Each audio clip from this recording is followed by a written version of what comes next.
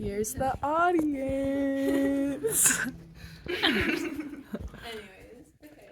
So, the Regency era began when King George III was deemed too mad to rule the United Kingdom, and some suggest it was due to a blood disorder called porphyria, and his son George IV was appointed to act in his place as regent, and that leads into the Regency era. And,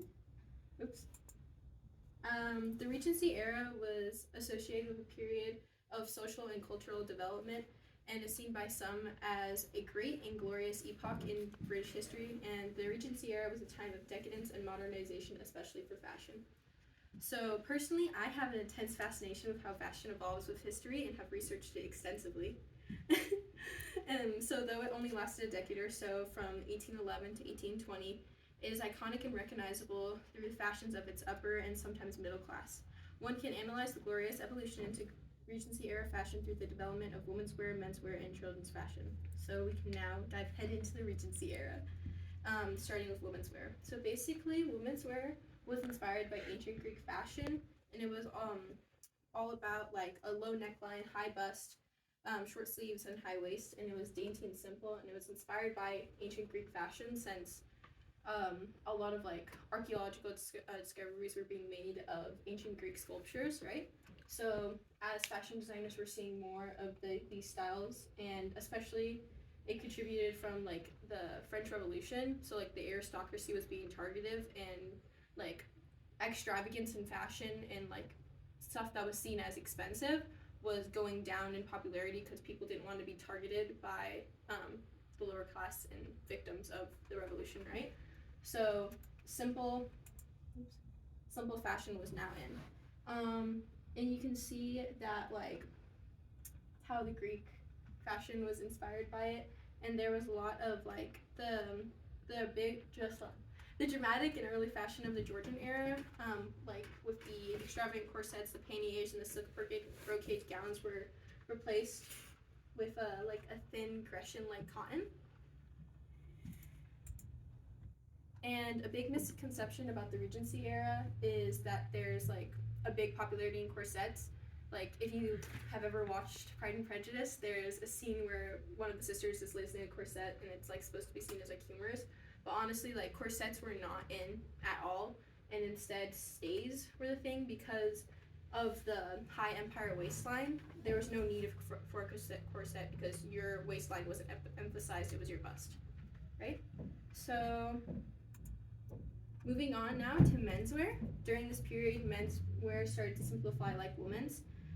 The Regency era left behind for the final time very decorated costumes like lace, embroidery, and other embellishment from serious men's clothing.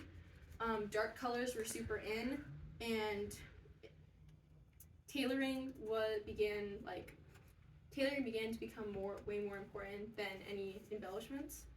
And there was the rise of the dandy, and the first dandy was Beau Brummel, and he was the first man to get like something called the a la Brutus cut, and it basically he left behind the long hair and the wigs of the previous era, and it's another callback to the Roman and the Grecian influence. The only like wigs that persevered further into men's fashion were people who were like physicians or lawyers. And most of menswear was characterized by high collars, perfectly tied cravats, and exquisitely tailored plain dark coats. Basically, the Regency era was characterized by like stuff that was like perfectly simple. So that leads us into children's fashion. So children's fashion has changed, but not in the same way as men's and women's did, because before in the Regency era, there wasn't really children's clothing. There was just like replicas of like adult wear, right? And because of, if you know the philosopher Rousseau, he proposed that in Emile that children should have their own clothes and need freedom and to be unrestricted by uncomfortable adult wear. And so around the 1770s, kids began to have clothes that were designed just for them. And the process was not an instant change. By the 1800s, it had permeated all levels of society. So basically, Regency girls' clothing was characterized by white cotton muslin, and it was the favorite material of this era. And a slip of colored silk might be worn under it for a special evening wear. And in the evening, they also might have patterned fabrics.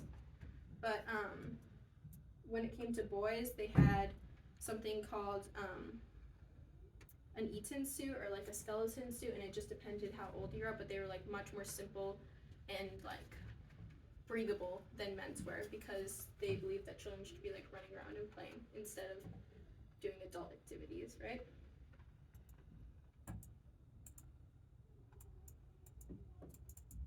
In conclusion, due to the intense cultural flowering that occurred in the Regency era, fashion was able to thrive and evolve in women, men's, and children's wear. This resulted in a luxurious, iconic, and recognizable style that continues to influence our world today. You may see the Regency era in really popular dramas like Bridgerton or the Pride and Prejudice movie of 2005. Overall, people still wear empire waistlines today, and it's seen as popular maternity wear now. And it's a paradigm of how fashion is recycled over and over and turned into something new again. And so just as we see in the styles of the 70s, the 80s, and 90s, and we see them pull from other influences, we see the same now today. Yeah. Any questions?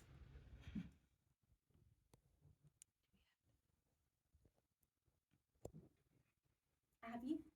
What's your opinion on the empire waistline? I like it because if you're a little insecure about your waistline, you know, it can hide some stuff and make you a little more confident in how you feel. You know, there's a silhouette for everyone. Yeah. Thank you. Thank you.